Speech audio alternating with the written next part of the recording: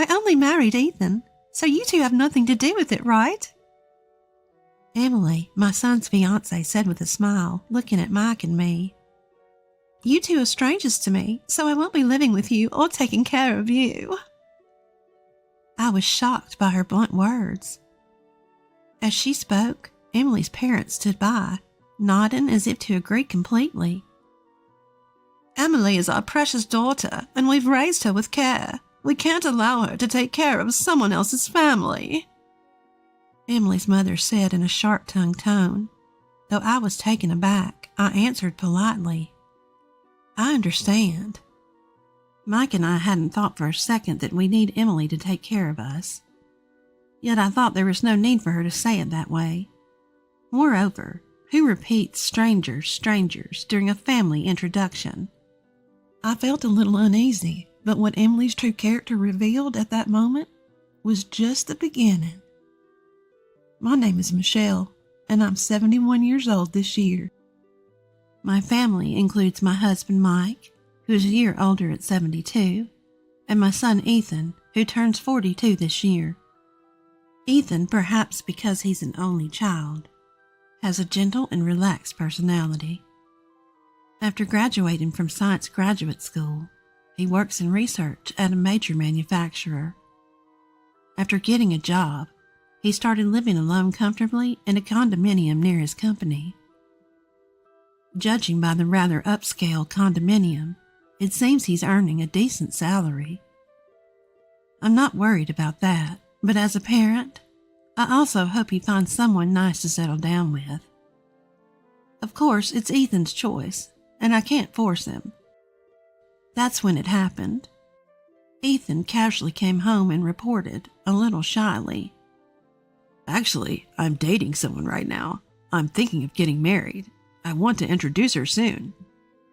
Mike and I were surprised, as he had never shown any interest in women before. Sure enough, I must admit that I felt relieved. Well, isn't that wonderful? I said. These days, the number of single people is increasing, but if you found a good person, nothing could be better. So what's this person like? Mike and I eagerly asked Ethan. We'll be having a family introduction with her parents soon, so I'll introduce you to her then. Ethan said with a smile. Our conversation was livelier than ever with Ethan. That sounds exciting, I said nonchalantly, letting my imagination wander about who this person might be, without knowing the kind of person Ethan's partner would turn out to be. Eventually, the day of the meet and greet arrived. The location was chosen by the other parents, and it was to be an upscale fine dining restaurant. We, who weren't accustomed to such formal places, were very nervous on that day. Finally, Ethan's girlfriend and her parents arrived. Her name was Emily, 32 years old, 10 years younger than Ethan. With her charming demeanor, shiny hair, and what looked like expensive clothing, she made an impression. I'm Emily Thompson. Nice to meet you, Emily greeted crisply. Her parents, too, were dressed in high-end clothing, which made me think she must come from a well-to-do family. As it turned out, her parents run a company, and Emily works there as well. Ethan and Emily met through a mutual acquaintance, it seemed. Soon the food was served, and we talked about the wedding and other things as the family introduction went smoothly. I was thinking to myself how wonderful it was that Ethan had found a good person when something happened. Oh, but these formal meetups are so stuffy, don't you think? I told them I didn't think it was necessary. Emily suddenly said, her voice shifting. I tilted my head, confused for a moment. I just married Ethan, so you two are not related to me. Emily continued, smiling at Mike and me. You two are strangers to me, so I won't be living with you or taking care of you. I was shocked by Emily's sudden words. Emily's parents seemed to agree, nodding their heads. Emily is our precious daughter, and we can't have her taking care of someone else's family, Emily's mother declared firmly. Feeling shaken, but maintaining composure, I responded carefully. I understand. Just to be clear, we haven't discussed living together or anything like that. We don't plan on it. And we have savings for our care, so we're considering using a facility in the future. I don't think Ethan or Emily will be burdened with anything." "Oh, that's good to hear. I could never change someone else's diapers or anything like that," Emily said, her face beaming. Mike and I were at a loss for words, exchanging glances. Certainly the issue of living together and caregiving can be burdensome for young people. We had already discussed that we didn't intend to rely on Ethan in the future and planned to enter a caregiving facility. Even though Emily and her parents didn't know this, I was internally frustrated by her intentionally tactless way of speaking. And after the family introduction was over on our way home, Ethan came running up to us panicked. "Mom, Dad, I'm sorry about what Emily said earlier. I think she was just nervous. Maybe she said too much because of that." Ethan tried to cover for her, but all I could say was, "Well, it's fine. But she's a very frank child, isn't she?" We had our thoughts, but Mike and I understood that people nowadays are more likely to express their opinions clearly. However, Emily's words and actions seemed to escalate from there. It appears that Ethan and Emily decided to move forward with the preparations for the wedding. I talked to Ethan on the phone briefly, and he told me that the venue was in Emily's hometown, and the dates were all set according to Emily's convenience. None of Ethan's wishes seemed to have been fulfilled. Mike, having a bit of trouble with his legs, had suggested, "Wouldn't it be better to have an accessible venue?" But it seems he was overridden by the desire for a venue with beautiful decor. "Are you okay with that?" I couldn't help but ask, concerned. "It can't be helped. The wedding is mainly about the woman. Sorry to Daddy, though." While that was indeed true, I became a little worried as Ethan's wishes were being entirely ignored. "I need to prepare for the ceremony now. I'm busy, so I'm going to hang up." As Ethan was about to end the call, I asked hurriedly, "You're busy, but Emily is helping, right?" Emily is busy attending bridal beauty treatments, so I'm in charge of the details." "I see." I had thought not to interfere in their affairs, but something seemed off. Since they said they'd come to our house on their next day off to discuss the wedding, I thought about taking the opportunity to talk to Emily a little. I don't intend to be nagging or intrusive, but since Emily is marrying my son, I thought that if I could get to know her better, I might see her good side. And so the weekend arrived. As planned, the two of them came over to our house. After chatting for a while, Ethan and Mike went out to the porch to smoke, leaving the room. Only Emily and I were left in the living room. I thought this was a good opportunity, so I spoke to Emily with a smile. "Emily, Ethan really loves hamburgers. I think he'd be delighted if you made them for him once in a while, or maybe you've already done that." When I said that, Emily opened her mouth seemingly uninterested. Is that so? I hate cooking, so I won't make it, you know. It's messy, and my parents told me I don't have to do such a thing. I prefer to eat at nice restaurants, and I don't like hamburgers, so I'd rather have pasta every day." I was stunned by her response for a moment. What was this woman talking about? "Well, Emily, you're working too, so cooking every day must be hard, so it's good to eat out once in a while."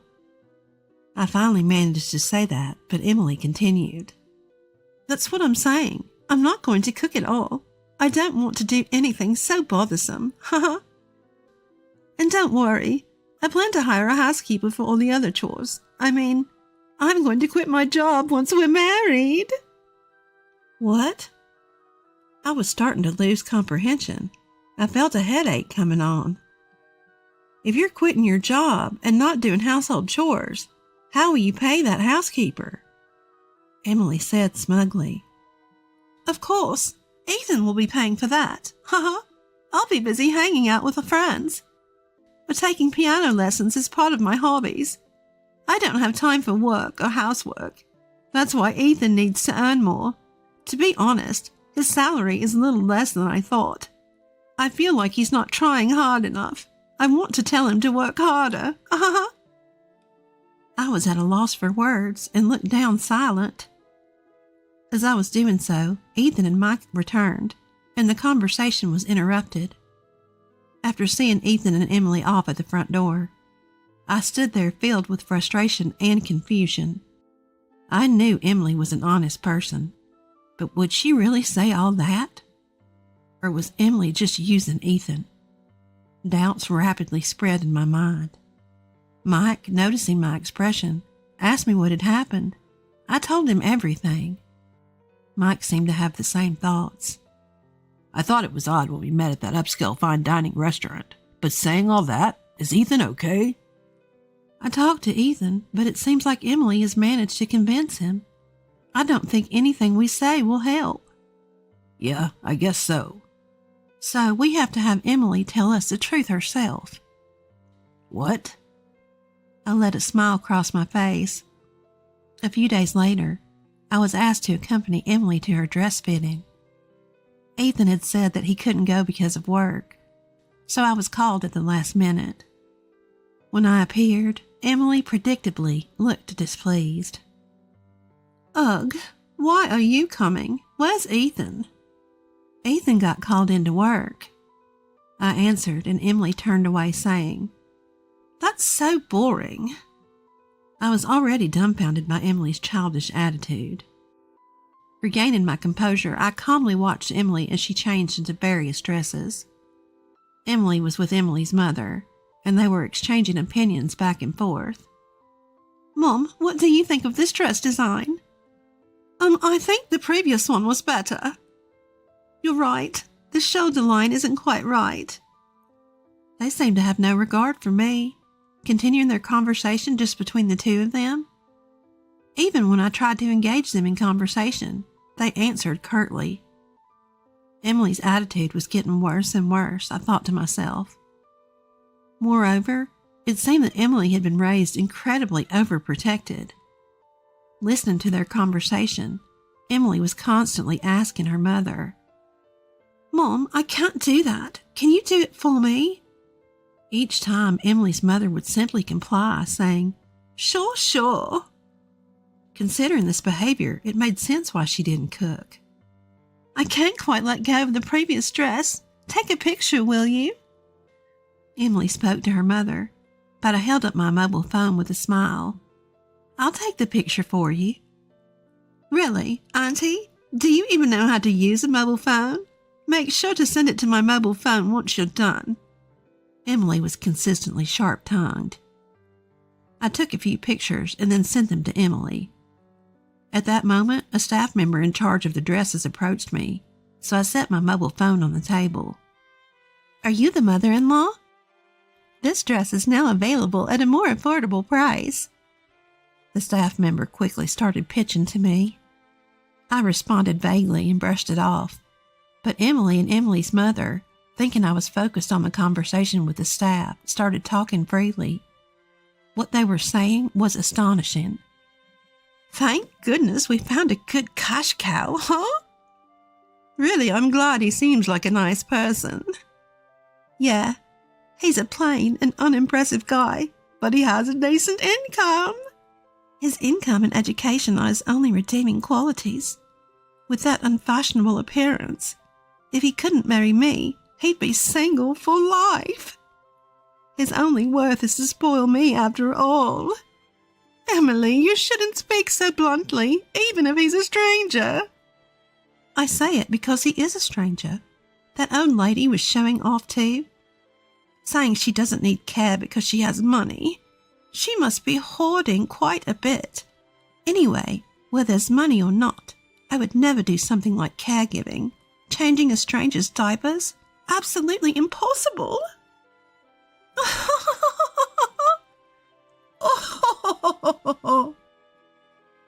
As Emily laughed saying that, Emily's mother also started laughing. Being spoken about so openly, I felt more astonished than angry. Emily indeed showed her terrible true nature. I ended the conversation with the staff and turned back to Emily and her mother. I have plans for today, so I'll be heading home. Is that so? Thanks anyway. Emily responded indifferently, not even looking at me.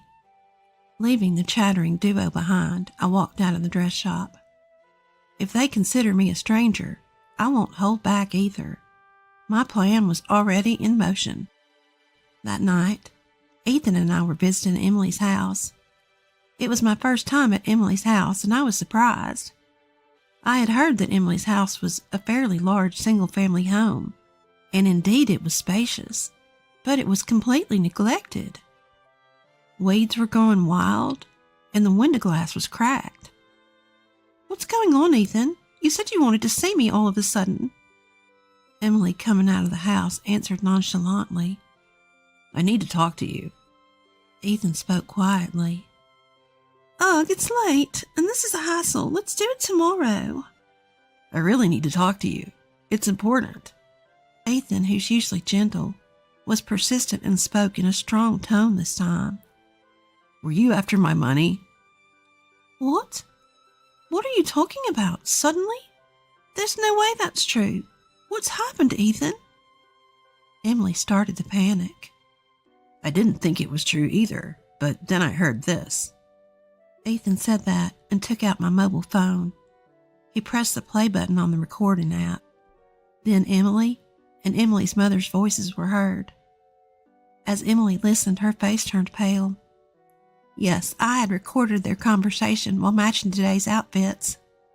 I played it for Ethan after we got back home. I explained it to Ethan myself at first, but he didn't believe me. However, when he heard the certain proof of their conversation, he seemed shocked. I felt sorry for him, but I thought this was the only way to wake him up. The conversation played.